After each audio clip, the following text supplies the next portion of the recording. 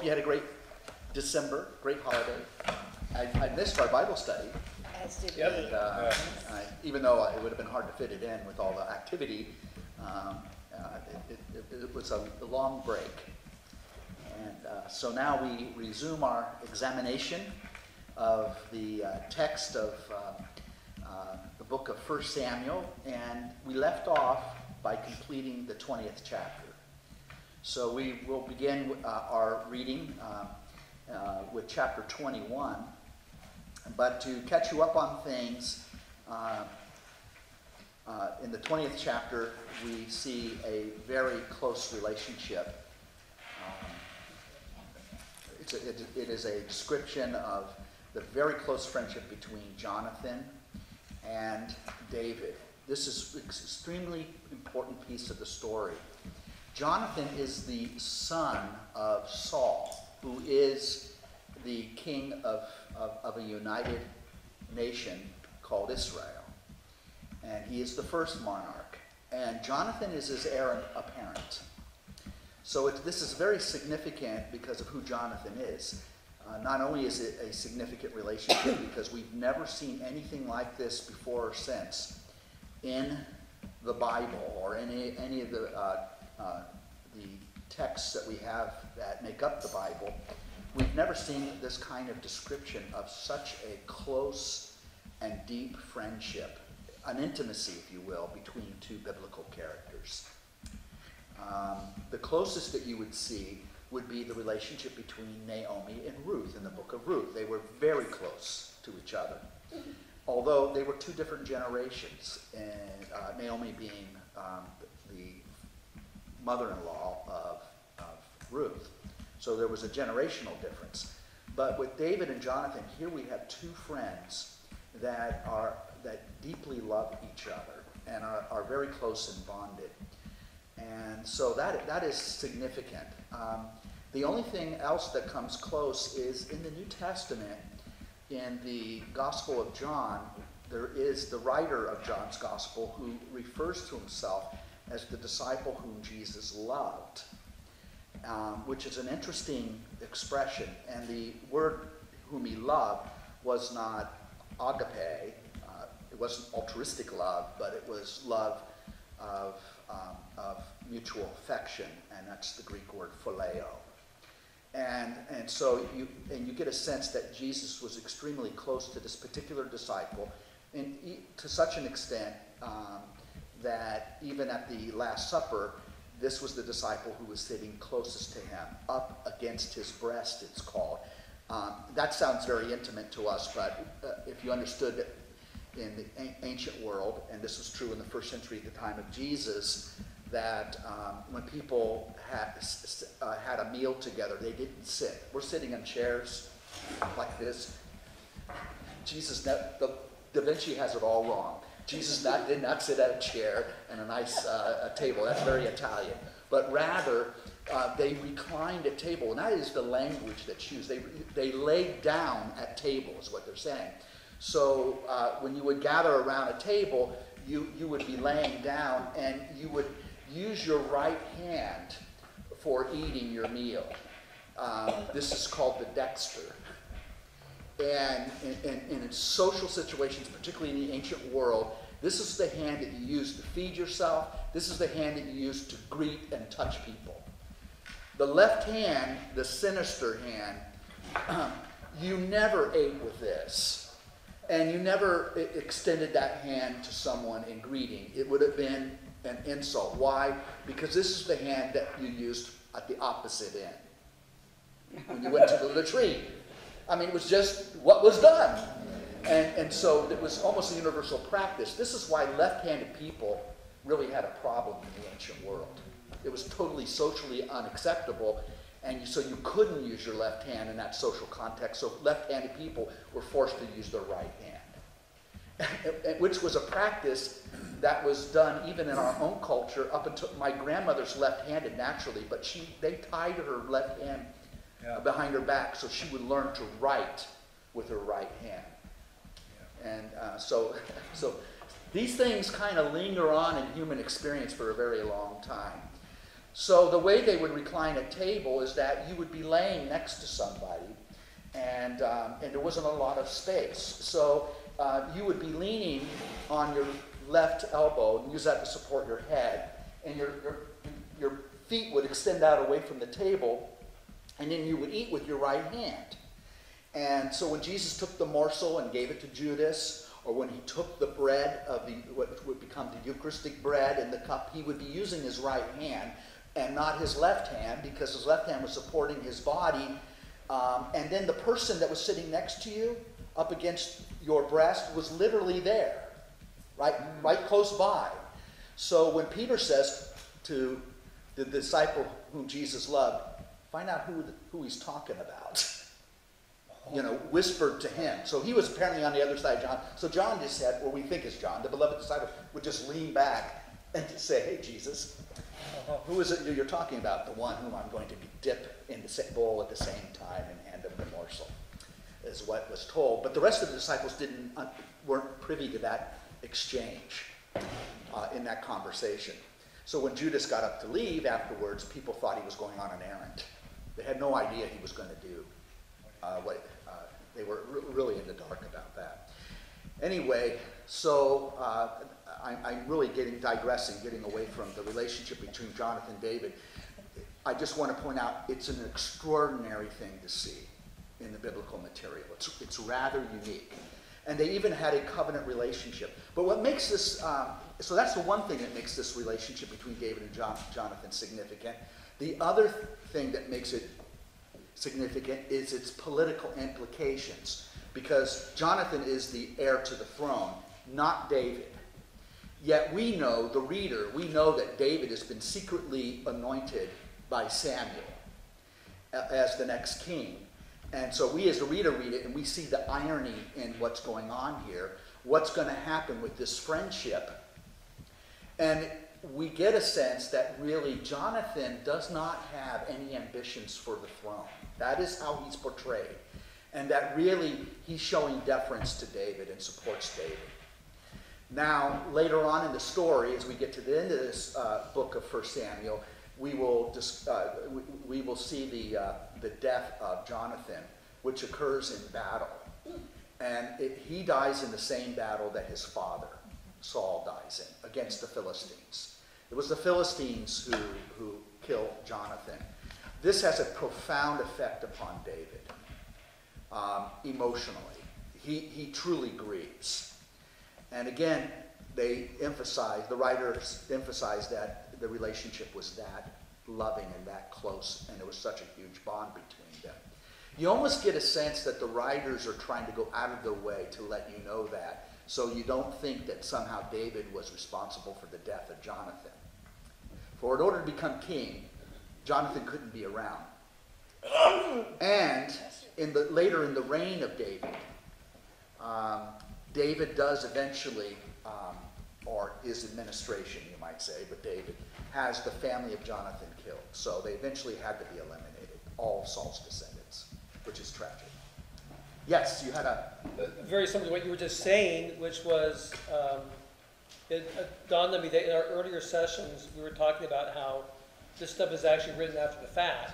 Yes. That there could be a political implication as to why it was written in such a way to help legitimize David's kingship. Yeah. And to win over people who were politically supportive of Saul's family. There is going to be a civil war. Not a massive civil war, but there will be violence and opposition between supporters of Saul's family and those who support David's claim to the throne. So since this was written after the fact, you always have to question, what is the motivation? What are the writers trying to do here? It can be more or less propaganda. But I do believe there is substance to the claim of the writers, that there was a very close affinity. And this is one of the things that contributes to Saul's rage towards David. He despises David. He's consumed by his jealousy of David. And he really, he's a man who was a great king, but ends up a truly tragic figure, consumed by his jealousy. He is his own undoing.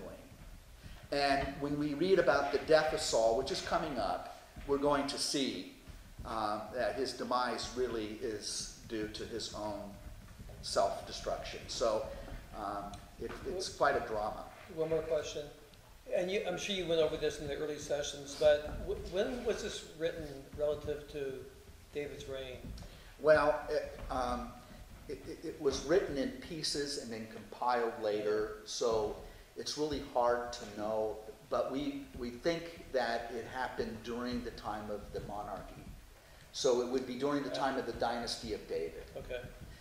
Much of the material, but the final form that we get it in probably was in place before the exile, during the time of the Judean monarchy. So yeah, they would have been influenced. There was an official line. Yeah. There was, and it exists in all, from any piece of written literature. You always have to take into consideration the context historically and who's writing it, because it's all slanted. Every writer has some kind of agenda. There's no such thing as an objective writer. You know, people will say, well, the writers of the Gospels had an agenda. Yeah, so? Yeah, and they tell you their agenda. In John's Gospel, these things are written that you might believe. So yeah, his agenda is to convince you that Jesus is the Christ, the Son of God. And that is true of all the Gospel writers. So they have a theological agenda. That doesn't make what they've written untrue. It just lets you know their point of view. The writers of the Gospels were men, women, somehow. But anyway, people, they're given individual names, but the fact is that there was probably more than one person involved in the composition of the Gospels. And when they were put together by people who really believed that there was a resurrection. And that affected the way they looked at everything. So the gospel stories that we get, even the nativity scene, is seen through the lens of the resurrection experience. So they're going to look at events very differently because they've witnessed the resurrection. Now, there's no way we can prove that the resurrection literally happened. There's no way we can prove that with any sort of absolute certainty. Historians can never say that. But we can say this, and this is what we can establish about the resurrection, that something happened. And the people who witnessed it believed it was a resurrection. And so why did they believe that? That's the question. And no one can answer that question.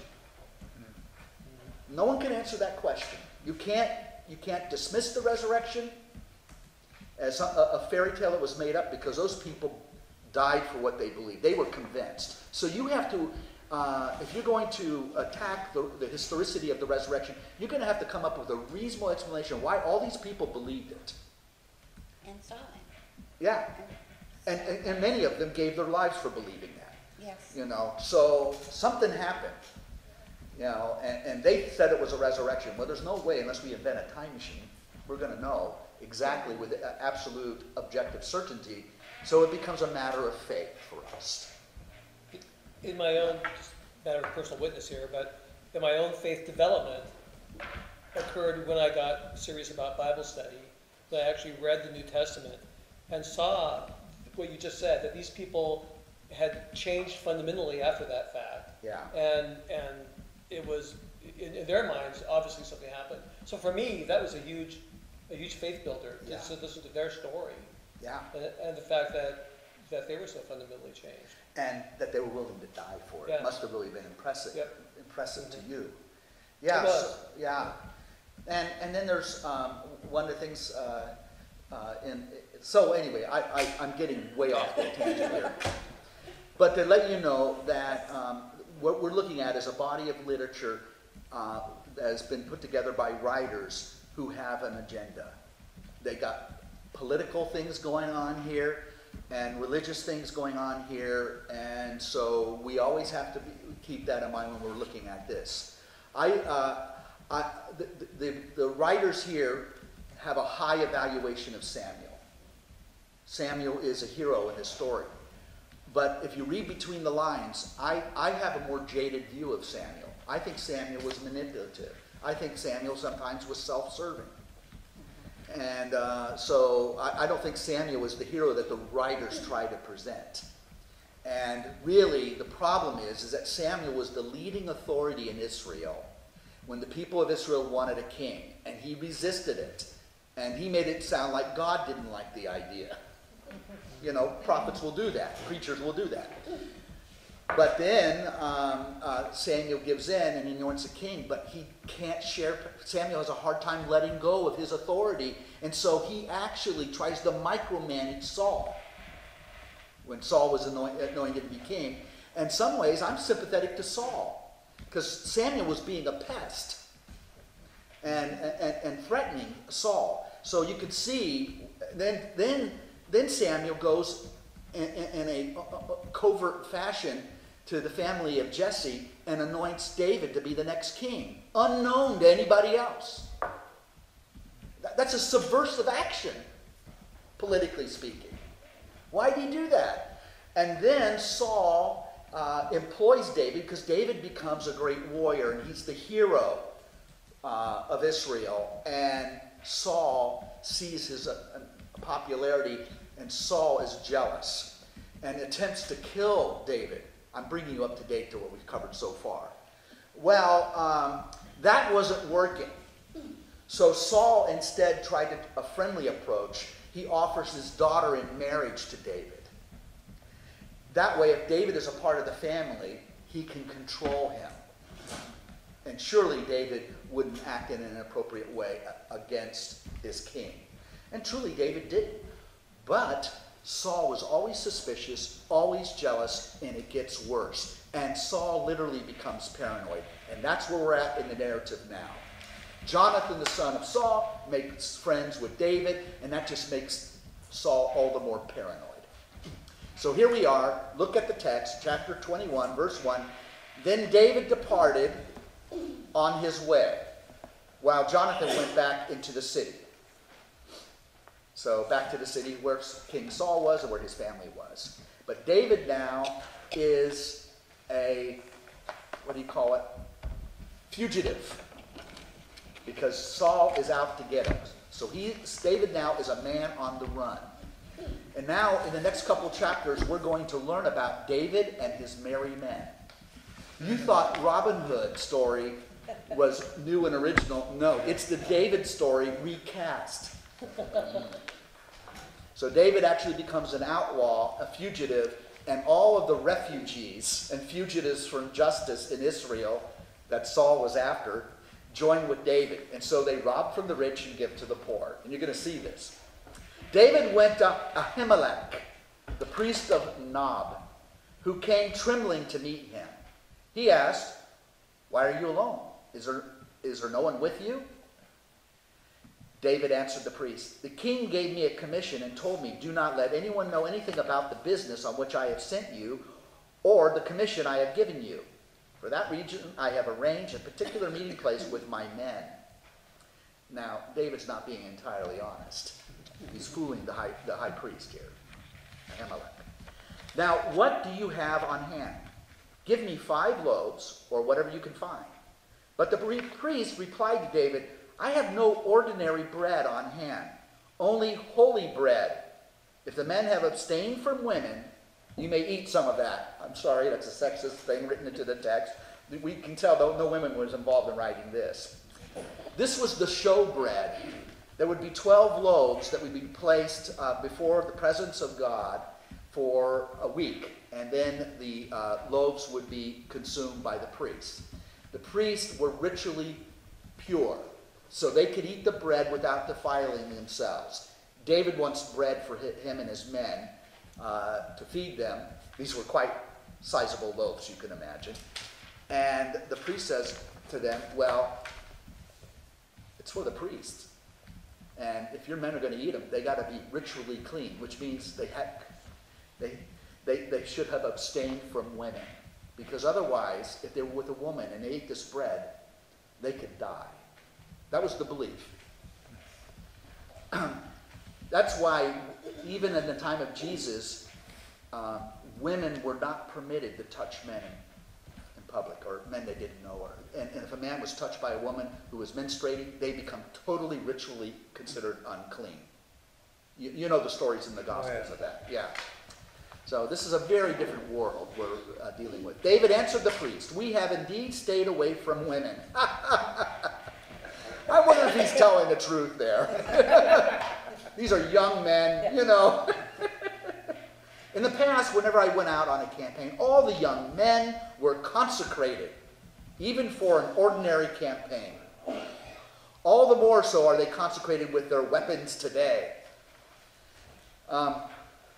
The idea of holy war, you've heard of this. You hear of jihad today. It's the idea that you're fighting and God is fighting along with you, and it's a holy war, but you have to be in good standing with God. That means you have to be cleansed of any impurities, and women were one of the major impurities for men, so that they would have the blessing of God and overcome their enemies in battle. So, oh yes, yes. Okay, you want to do something from Preschool Bible on this? Yeah, oh yeah, I love that. It says, and I have not seen this in a footnote, difficult verse.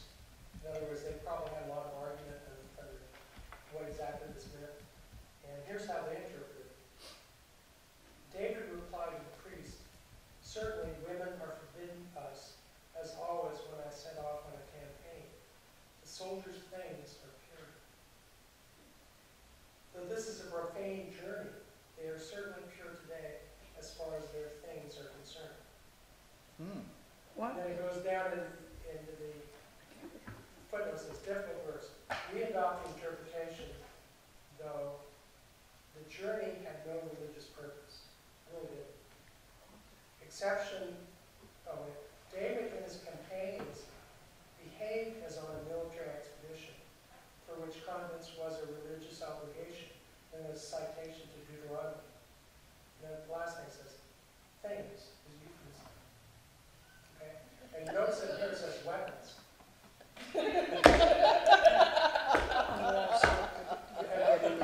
Yeah, This weapon contains these weapons, not what you think it is. they consecrated with their weapons today. Weapons is a euphemism for Things. things. Men's genitalia.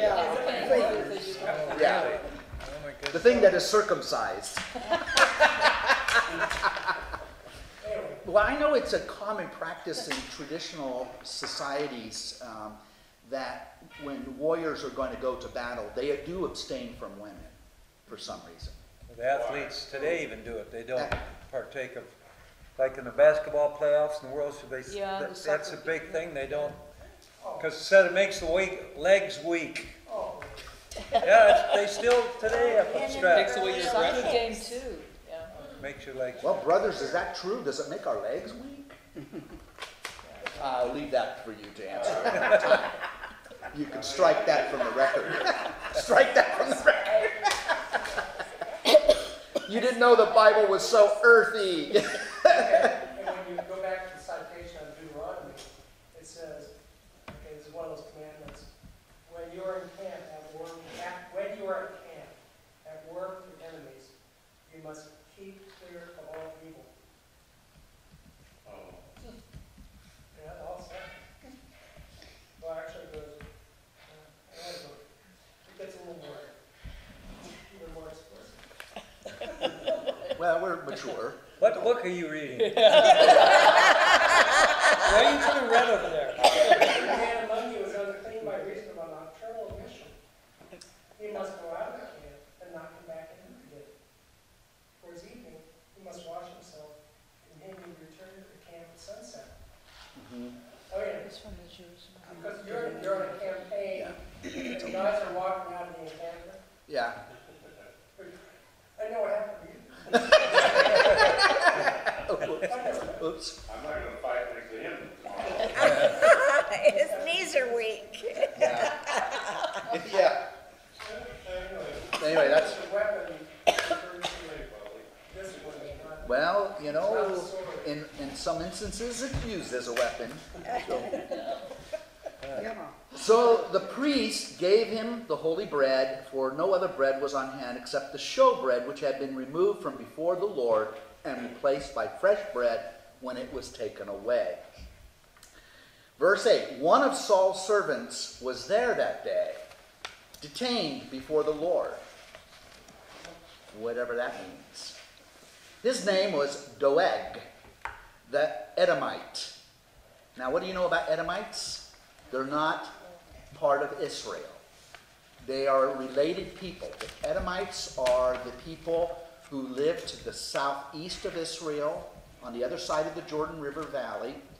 And the Edomites were the descendants of Esau. Esau was the brother of Jacob, whose name was changed to Israel.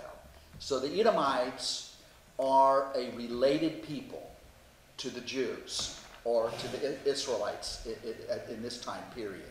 They're very closely related. You could not tell the difference between the two of them. Neither could I. No one could.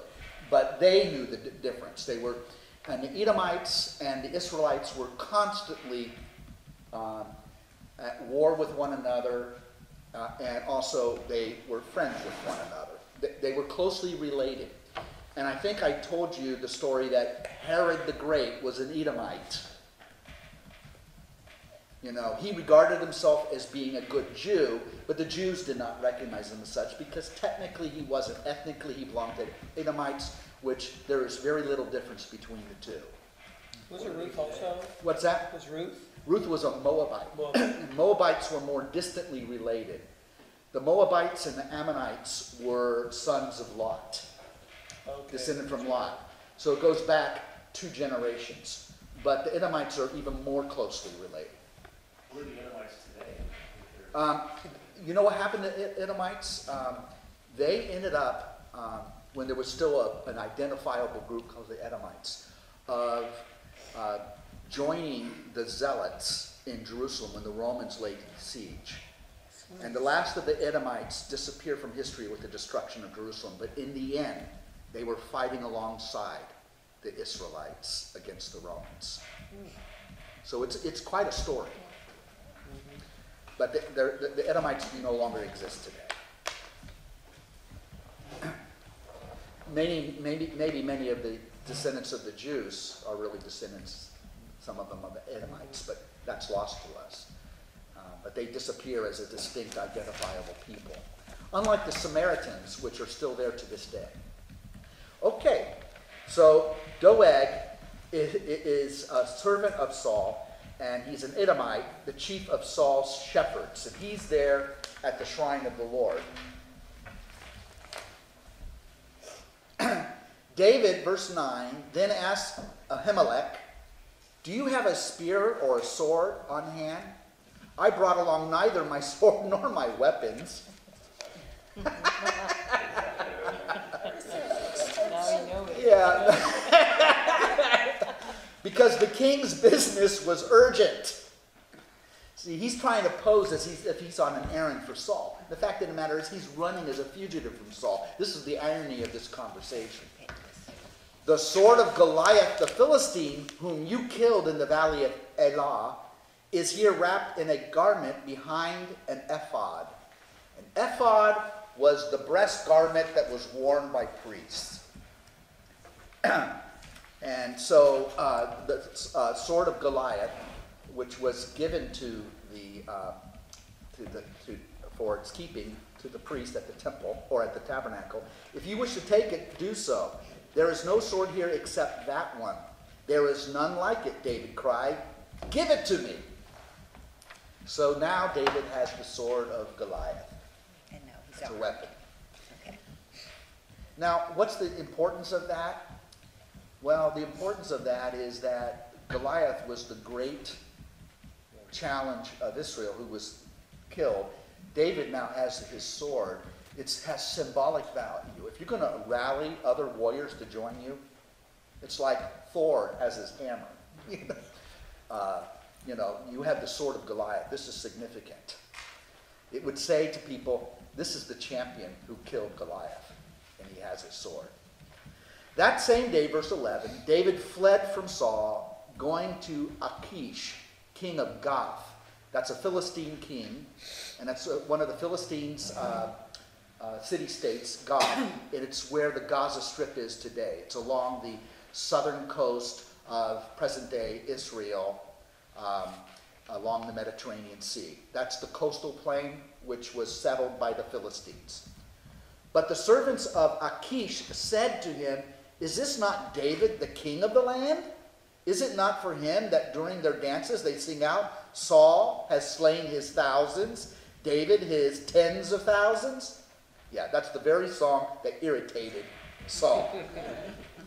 David took note of these remarks and became very much afraid of Achish, king of Gath. So he feigned insanity in front of them and acted like a madman in their custody, drumming on the doors of the gate and drooling onto his beard. Why would he be afraid of the remarks? I'm missing something there. Because that they would start connecting the dots and realize that he is the one who killed their beloved Goliath. Oh, that's where he is. Yeah, Okay. he's among the he's took refuge among the Philistines. Okay, I got it. I missed that. Yeah. Sorry. So he feigns madness. And he must have did a very convincing job, because finally Achish said to his servants, "You see, this man is mad. Why did you bring him to me? Do I not have enough madmen that you bring this one to rant in my presence? Should this fellow come into my house?" Nothing has changed. Yeah. We're Why would still feign madness. Why Yeah. would he go there in the first place? Oh, really? He's on the run. Had to go somewhere. He had to go somewhere, and where he is geographically in the south of Israel Yeah. at this time, if he goes to the east, he goes to the land of the Edomites, which, remember we were introduced to the Edomite before, Doeg? I think it's Doeg? Yeah. Yeah, the Just came problem from there, that means that there's an alliance between the Edomites at this time and Saul. Mhm. So that he couldn't go there. Yeah. If he goes south, he goes out into the desert wilderness of Sinai, where he is left to the mercy of the Amalekites, big-time enemies. So now he goes west towards the coastal plain. He's trying to get beyond Saul's reach. And if he gets to the land of the Philistines, he's safe from Saul, because Saul's not going to pursue him there. But then he risks being killed by the Philistines. David is in a bad place. Yeah. No place to run. Now we're to chapter 22. You ready to go with this? Okay. So David, who acted like an insane man, actually, the rouge saves his life. David left Gath and escaped to the cave of Adullam. So he's out in the wilderness now. When his brothers and the rest of his family heard about it, they came down to him there. He was joined by all those in difficulties or in debt or embittered, and became their leader. About 400 men were with him. And this is why I refer to them as his merry men. These are all outlaws now. From there, David went to Mizpeh of Moab and said to the king of Moab, "Let my father and mother stay with you until I learn what God will do for me." Now, I think I drew up here a map. Here's Israel, right? This is the Philistines on the coastal plain. You can hardly see it, but this area here is the Edomites. Here are the Moabites. So he's taking his parents, who were probably getting old, up in years, and he wants to put them out of the harm's way of King Saul. Well, the Moabites will give sanctuary to his parents. That's Jesse. And apparently the Moabites are not terribly fond of Saul, so Saul can't go after them there. Does that kind of help? Yeah. Okay.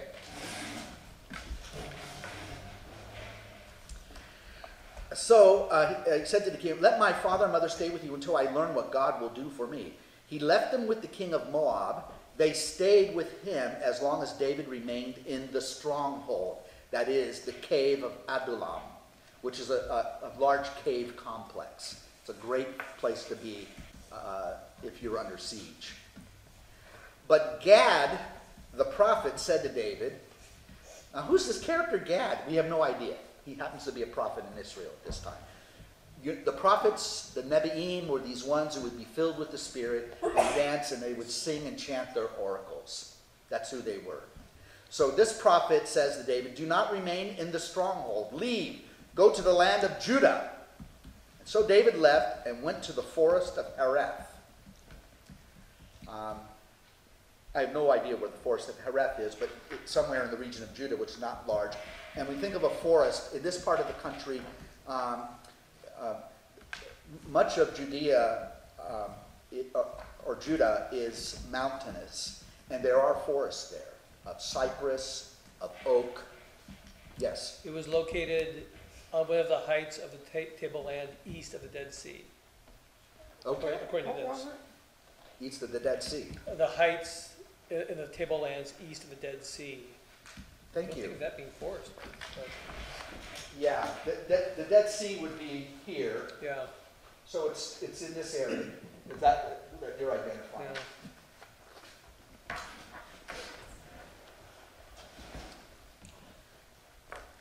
yeah. Doeg betrays Ahimelech. Now Saul heard that David and his men had been located. At the time he was sitting in Gibeah under the tamarisk tree on the high place, holding his spear while all his servants stood by him. So he said to them, listen, men of Benjamin. Benjamin is one of the 12 tribes of Israel, and these are the closest allies of Saul because Saul is of the tribe of Benjamin. Listen, men of Benjamin, will the son of Jesse give all of you fields and vineyards? Now, this is a rhetorical question because, of course he wouldn't, because he would favor the people of his tribe, which is the tribe of Judah. Will he appoint any of you an officer over 1,000 or 100 men? Is that why you have all conspired against me? See how paranoid he is? Why no one told me that my son had made a pact or a covenant with the son of Jesse? None of you has shown compassion for me by revealing to me that my son has incited my servant to ambush me, as is the case today. So Saul is even suspicious of his son. Then Doeg, the Edomite, who was standing with Saul's officers, spoke up. Remember, we were introduced to him a little earlier in the previous chapter. I saw the son of Jesse come to Ahimelech, son of Ahitub, in Nob. He consulted the Lord for him, furnished him with provisions, and gave him the sword of Goliath the Philistine. Oh boy. You're going to see this. He consulted the Lord for him. In the ephod, which is worn over the breast, the priest would wear a garment over, there were 2 pockets with 2 stones, and the stones were called the Urim and the Thummim. And we don't know anything about how they were used, but the high priest had it, and if you wanted to go and get a sense of what God wanted for you to do, you would consult the Lord, you put forth a request, and the high priest would then toss out these stones, and they would land in a certain way. And that way you would learn, you could do yes, no questions. God, should I go to Jerusalem today? Yes. You see? Like a Ouija board. Yeah. Yeah, Some of it those was, balls. it's like dice. Yeah, it's like, this is how you would determine. So whenever you see this thing consulting the Lord through the high priest, it's because he had the ephod, which had these 2 stones that were used to determine the will of God. It's kind of similar to Christians today saying, I think I'll see what I should do today, and I'll just open the Bible and point. Go hang yourself. It borders on the superstitious, but that's how they believe they could get answers from God. Unless, this was very different. The prophets didn't use this. The prophets were different. This is something that was done in the priestly cult, but the prophets would just be, they would receive revelation through the Spirit of Yahweh who comes upon them. It's a very different kind of thing. So, where was I? Completely lost. So the king summoned. What verse? 11. 11. Oh, thank you. yeah. So you can see that Doeg, thank you. That's good to have. Now I have something to mark the board with. Yeah, thank you, Diane. So you can see that Doeg was really betraying David. Not really, because he wasn't a friend of David. He just happened to have been someone who was privy to this information, and so he gives it to Saul. So the king summoned Ahimelech, the priest, son of Ahitub, with all his family, the priest of Nob. They all came to the king. "Listen, son of Ahitub," Saul declared. "Yes, my lord," he replied. Saul questioned him. "Why have you conspired against me with the son of Jesse by giving him food and a sword and by consulting God for him, that he might rise up against me in ambush, as is the case today?" Ahimelech answered the king, "Who among all your servants is as loyal as David, the king's son-in-law, captain of your bodyguard, and honored in your own house? Is this the first time I have consulted God for him? No, indeed. Let not the king accuse a servant or anyone in my family of such a thing. Your servant knows nothing at all, great or small, about the whole matter." Now the priest is speaking truthfully, because remember, David was being deceptive to the priest. He said, "I'm on an errand for the king." Remember? Okay? So really, Ahimelech is really stuck in a difficult position here. He did help and aid David, but he wasn't aware that there was a problem. And so the king will deal with this. But the king said, "You shall certainly die, Ahimelech, with all your family." The king then commanded his guard standing by him, "Turn and kill the priests of the Lord, for they gave David a hand. They knew he was a fugitive and yet failed to inform me." But the king's servants refused to raise a hand to strike the priests of the Lord. They were afraid. They wouldn't even obey the orders of the king. That did not stop Saul. The king therefore commanded Doeg. Remember, Doeg has no loyalty to the God of Israel. He's an Edomite. "You turn and kill the priests." So Doeg, the Edomite himself, turned and killed the priests that day, 85 who wore the linen ephod. That's the priest's vestment. Saul also put the priestly city of Nob to the sword. See, priests would live together in cities with their families. They were married, they had families, and so on.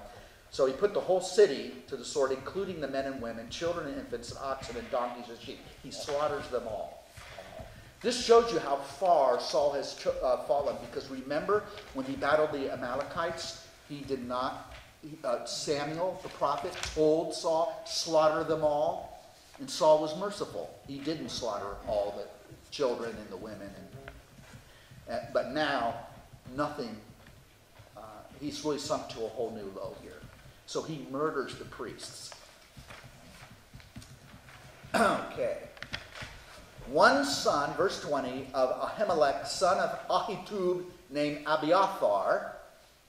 Abiathar will become a significant character in the unfolding story, so remember that name.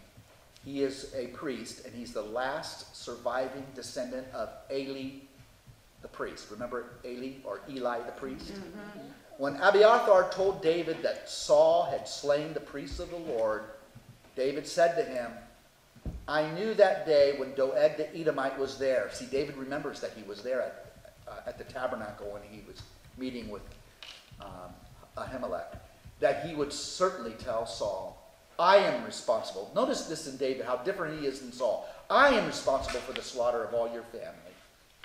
Stay with me. Do not be afraid. Whoever seeks your life must seek my life also. You are under my protection." This friendship between Abiathar, the priest, and David will become it's a significant alliance that has occurred to it. It would add to the legitimacy later of David's claim to the throne. But notice the contrast between the characters of these two men. Saul has become virtually a depraved tyrant at this point in the story. He was a hero at one time, but now he is consumed by his jealousy and fear, and he did the unthinkable. David, on the other hand, maintains his integrity, and in contrast to Saul's behavior to the priest, he gives the priest shelter and protection. So the relationship between the priesthood now, which is a significant social institution in ancient Israel. The relationship between the priests, that is the religious establishment, and Saul is now destroyed. There's no way that the priests are going to support Saul. So Saul did a foolish thing politically, because the priests have a lot of influence. Now the priests, in the person of Abiathar, are going to be united with David. That's a significant political alliance that now has occurred. That's why this story is very significant. Any thoughts or questions so far? Were there other priests besides? Yeah. What? Other priests, yeah. Besides the 85 that were killed. Yeah, that's right. There are other priests. There are thousands of them. So this is a huge block. Remember, the priests make up an entire tribe, and it's the tribe of Levi. They have certain cities. They don't get their own territory like Judah and Benjamin. So they don't have their own state, but they have cities scattered throughout Israel. So this is a large. It's like 1/12 of the population of Israel. And now, you know who they're going to support when the Civil War comes. So this is a really foolish thing that Saul did, and now he'll lose the support of a significant group of people in ancient Israel. Yes. Are there no laws that Saul should have been aware of that said something like, "Thou shalt not murder priests"? Yeah. Well, He's king, he can do whatever he wants. yeah. That it's kind of a power unto himself. It was an attack upon the priestly institution. Yeah, sure. Yeah. So it's really bad. But apparently he doesn't fear God Yeah. at all. Right. Because even his own guards would not Would kill not her. kill the priests. Yeah. I have a question about the priests. It's off topic, but I'm curious about it anyway. So primary worship was at the temple worship. Yeah. But there were priestly cities throughout the land. Yeah. What did priests do that were not at the temple? Well, they would engage in other occupations.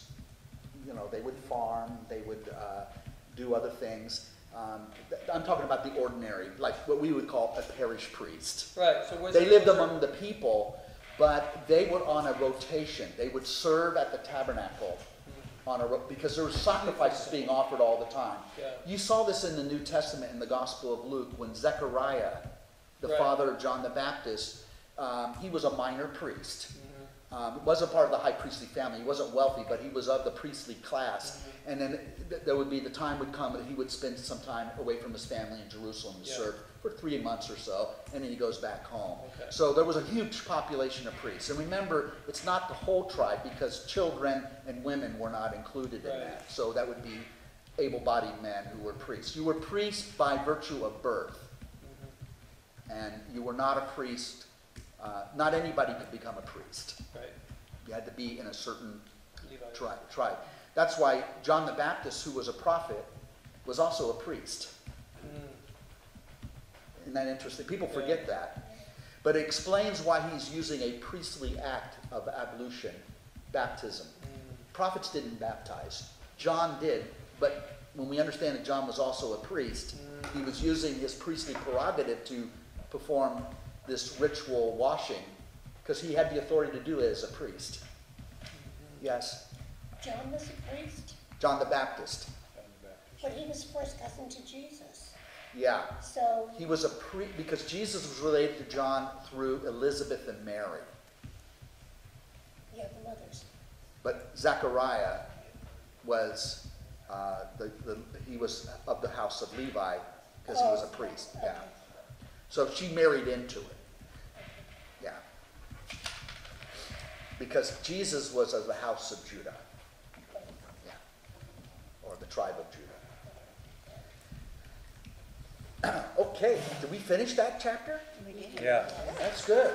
And we're doing good. We're making time, and now we're ready to move on to 23? Yep, Isn't this an exciting narrative? it Yes, is. it is. Okay.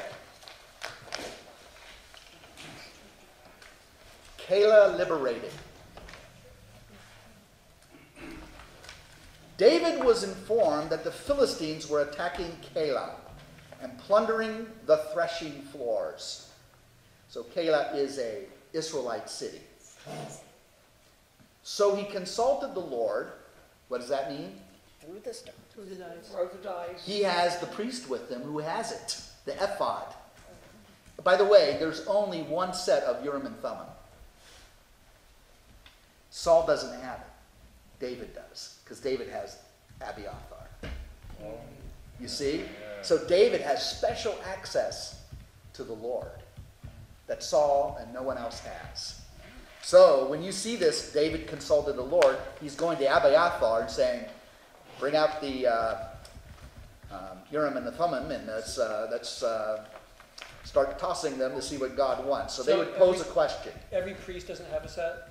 No, every priest wears an ephod, but Oh. only the high priest Only the has high the priest. Urim and Oh, Thummim. okay. Yeah. Yeah, because then it would be chaos. Can you imagine Right. if there's everybody had their own set? Yeah. Did I hear the Lord right that time? Okay, so notice the question is a yes and no question. Shall I go and attack these Philistines? And then the dice is tossed, and he's given a reading by the priest. The Lord answered, go attack them and free Keilah. But David's men said to him, even in Judah we have reason to fear. How much more so if we go to Keilah against the forces of the Philistines? Remember, the Philistines are still a formidable military force with a superior military technology. They were already in the Iron Age while the Israelites were still in the Bronze Age. Again, David consulted the Lord. Again, the dice are thrown. And the Lord answered, go down to Keilah, for I will deliver the Philistines into your power. So David went with his men to Keilah and fought against the Philistines. This is a powerful thing to do, because if your men believe that God's ordering you to do it, you're going to do it. You think God is on your side, you're going to do it. He drove off their cattle and inflicted a severe defeat on them and freed the inhabitants of Keilah. So he was successful in that campaign. Abiathar, son of Ahimelech, who had fled to David, went down with David to Keilah, taking the ephod with him. Very important that he has that ephod. Flight from Keilah.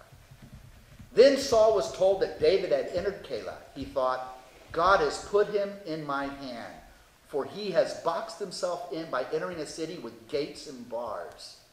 So Saul's going to plan on laying siege to that city, and he's going to win. He's going to get David. Saul then called all the army to war in order to go down to Keilah and besiege David and his men. You see how things have deteriorated in Israel now? They have enough enemies. You know, they should be fighting the Philistines. But instead, Saul is committing all his military force to go after David. When David found out that Saul was planning to harm him, he said to the priest Abiathar, bring the ephod here. Lord God of Israel, David prayed, your servant has heard that Saul plans to come to Keilah to destroy the city on my account. Will they hand me over? Will Saul come down as your servant has heard? Lord God of Israel, tell your servant. The Lord answered, he will come down. Then David asked, will the citizens of Keilah deliver me and my men into the hand of Saul? In other words, would the people in Keilah try to strike a deal with Saul? We'll turn over David and his men so we don't risk having our city burned to the ground and our people killed. So David needed to know from the Lord whether Keilah will stay loyal to him, because after all, they owe him. He liberated them from the Philistines. And the Lord answered, they will deliver you. Not good. Can't depend on the people of Keilah. So David and his men, about 600 in number, left Keilah. Remember the last time we were told David's number? He had 400 men. It's grown. You know, the merry men are growing. He left Keilah and wandered from place to place. When Saul was informed that David had fled from Keilah, he did not go forth. David and Jonathan in Horesh. David now lived in the strongholds in the wilderness or in the barren hill country near Ziph. So this would be around the Dead Sea area, where the Dead Sea Scrolls were found. There's a lot of limestone caves and rock formations there. It's not far where Herod, this would be centuries later, a millennia later, will build the fortress called Masada. So it's in that area. Have you been, when you were over there, you go to Masada? Yeah. How did that area look to you? Does that look like a place that would be? Yeah, that's what I was always wondering. The Dead Sea Scrolls were found in the cave. Why did it take so long to find them in this cave? Well, the whole place is pockmarked. There's thousands of caves. Yeah. Probably tens of thousands of caves. Yeah. You can hide anything there forever. Below Masada. No, Yeah, no. the hills wouldn't have to No, do it. if you leave Jerusalem and you're on your way to Masada, Right. you're in a kind of a lowland, you're near the Dead Sea, that's where Qumran is. And the settlement is down here and the cliffs are up here. I mean, you can see all these cliffs and all these holes for entrances into caves. But then you keep on going, that's why the Romans just, they demolish Qumran as they're on their way down to demolish the zealots on the top of Masada. Masada is a mountain that just sticks up out of the desert by itself. So it doesn't have any more mountains close to it. It's just sticks there, and then the zealots had taken over Herod's winter home, or whatever he used it for. He built a palace up there. It's a tremendous facility that he had put up at the top, and they take it over. So, but the Dead Sea is right there. This is a wilderness area because it's not a place where you can cultivate the soil easily. So it's rough terrain, and that's where David is hiding now. And the floor of the valley is below Death Valley. It's the lowest place on It's the earth. lowest place on earth, and it's deserty, It's a hellhole. yeah, Wow. and very, very hot in summer. Yeah. And the rock formations it's mainly limestone. And so when the desert sun blazes down upon it, it becomes like a furnace. Just radiating heat. Yeah, it's pretty harsh environment. So that's where Ziph is near. Though Saul sought him continually, the Lord did not deliver David into his hand. While David was in the wilderness of Ziph at Horesh, he was afraid that Saul had come out to seek his life. Then Saul's son, Jonathan, came down to David at Horesh and encouraged him in the Lord. He said to him, "Have no fear. My father Saul shall not lay a hand to you. You shall be king of Israel, and I shall be second to you. Even my father Saul knows this." The two of them made a covenant before the Lord in Horesh, where David remained, while Jonathan returned to his home. It's quite a story. And of course, for those who want to justify David taking the throne, then this story would be helpful. I'm not saying the story's not true. I'm not saying it's a made-up story. I'm just saying this is why it ended up here. This is very important. Now we read about the treachery of the Ziphites. Some of the Ziphites went up to Saul in Gibeah and said, "David is hiding among us in the strongholds at Horesh on the hill of Hachilah, south of Jeshimon. Therefore, whenever the king wishes to come down, let him do so. It will be our task to deliver him into the king's hand." Saul replied, "The Lord bless you for your compassion toward me. Go now and make sure once more the note of the place where he sets foot, for I am told that he is very cunning. Look around and learn in which of all the various hiding places." Imagine now that image that Diane and Mike brought to our attention of all the thousands of caves in this area. So learn the various hiding places he's holding out. Then come back to me with reliable information, and I will go with you. If he is in the region, I will track him down of all the families of Judah. So they went off to Ziph ahead of Saul. At this time, David and his men were in the wilderness below Maon, in the Arabah, south of the wasteland. So you're getting close to the desert here. Well, you're really out in the desert, close to the desert of Sinai. Escape from Saul. When Saul and his men came looking for him, David got word of it and went down to the gorge in the wilderness below Maon. Saul heard of this and pursued David into the wilderness below Maon. As Saul moved along one side of the gorge, David and his men took the other. That's how close they are. The only thing separating them is this gorge. David and his, I think you all know what a gorge is. It's, okay, a deep canyon. David and his men took the other. David was anxious to escape Saul, while Saul and his men were trying to outflank David and his men in order to capture them. Then a messenger came to Saul, saying, "Come quickly, because the Philistines have invaded the land." So while Saul was in pursuit of David, he was neglecting his responsibility to protect the land from the invasion of the Philistines. This is how that place came to be called the Rock of Divisions. So we'll pick up the narrative next week, and we'll see what happens when Saul goes to battle the Philistines. Okay. Any other thoughts or questions or observations? Just one note that I had. In my translation, there's a footnote that actually it says, instead of the Rock of Division, it says Rock of Escape. It says the meaning of Hebrew is uncertain. Rock of Escape. This is one thing I've heard about the Hebrew language, and I don't know Hebrew, so I can't really say. But the Hebrew language is a language that is very imprecise. They have a very limited vocabulary. When you have a limited vocabulary, that means you will use the same word with different meanings. So oftentimes it's difficult to translate Hebrew because you have to really look at the context to see what is the writer intending to say. It becomes much more difficult. The larger the vocabulary of a language, the more precise it can be. And the Greek language is an example of that. The Greek language has a huge vocabulary. I mean, it's huge.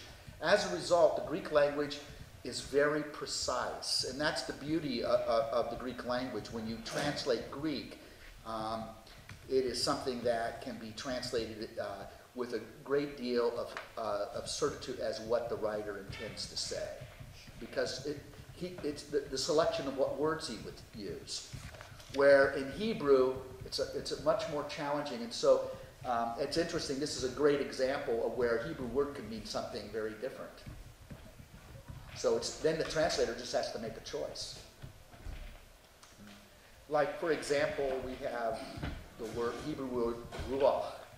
And ruach can mean several things. It can mean gentle breeze. It can mean hurricane force winds. It can mean breath. It can mean spirit, something supernatural. And the only way that a translator can really get any degree of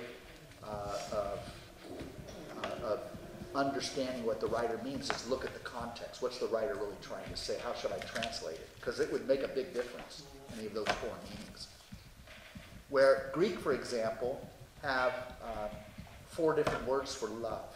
For the one English word love that we use, the Greeks have 4 different words. So there's very little misunderstanding what a Greek writer means when he uses one of those particular words.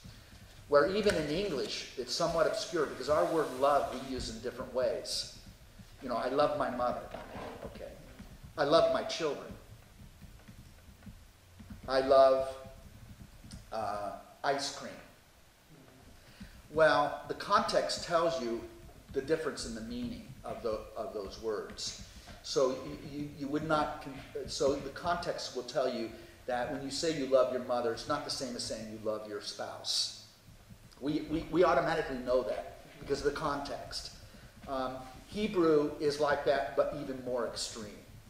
Because sometimes even the context will not give you certainty, and that's what you see in that note. And I'm glad you brought that out. Okay. So one more note that I saw in this one, which is when David went to the Moabites for his family's protection, they made the point that it was because his grandmother was from there, because Ruth was a Moab, so Oh. maybe their family protection as well. I didn't make that connection. That's excellent. Because Ruth is the grandmother of David, and his grandmother was a Moabitess. Right. So it was Jesse's mother. Just as So it would have been Jesse's Jesse's mother. mother. Jesse's mother, Yeah. So it'd be a family protection. yeah. So, oh, I love that insight. That's great. Where'd you see that? Was that in In the the? commentary, Oh, good, good. Say it again.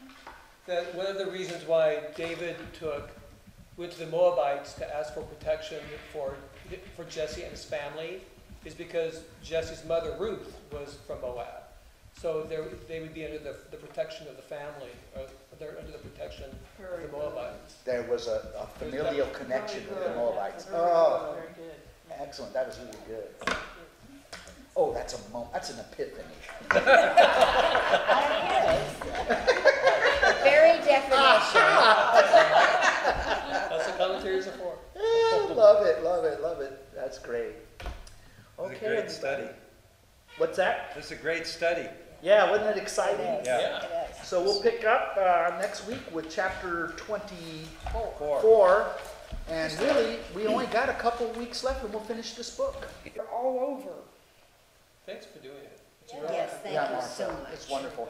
And thanks to you, James, for appreciate it. doing Yes. this faithfully. Oh, yes. It's great. Yeah. This is not, who is that? A guy asked me. It's not right. Well, it's time Yes, it to. is. That's the, no, that's right. Email. Is that it? By Gmail? At Oh, my goodness. Well, prayers, any intentions before we pray you would like to offer?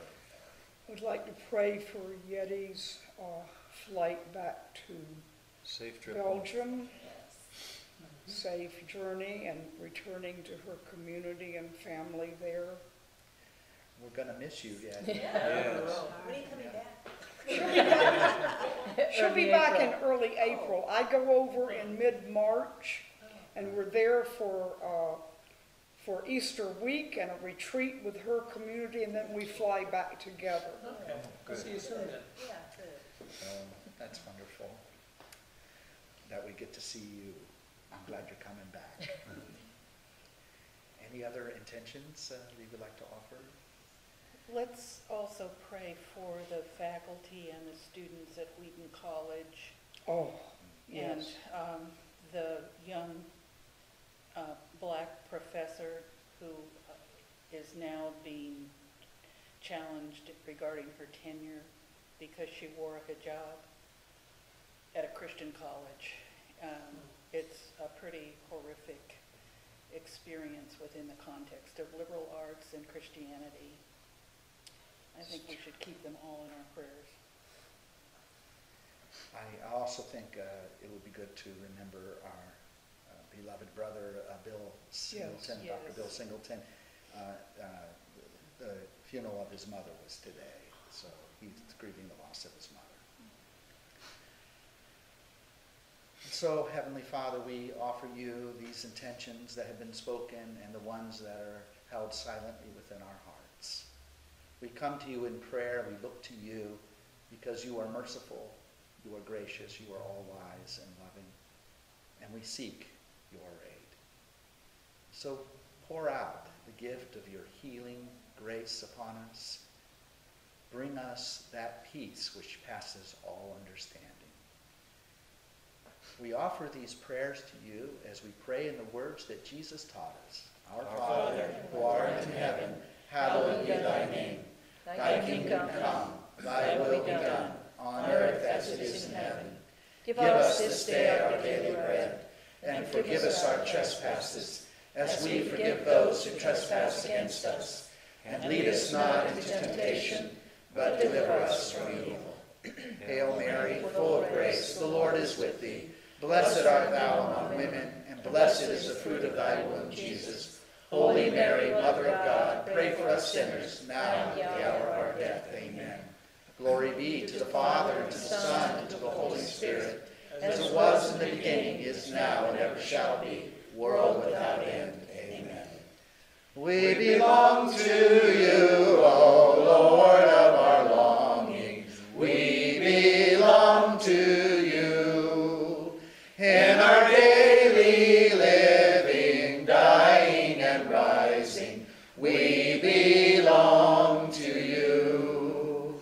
We belong to you, O Lord of our longing. We belong to you. In our daily living, dying and rising, we belong to you. We belong to you. God bless you, everyone. We'll see you Sunday.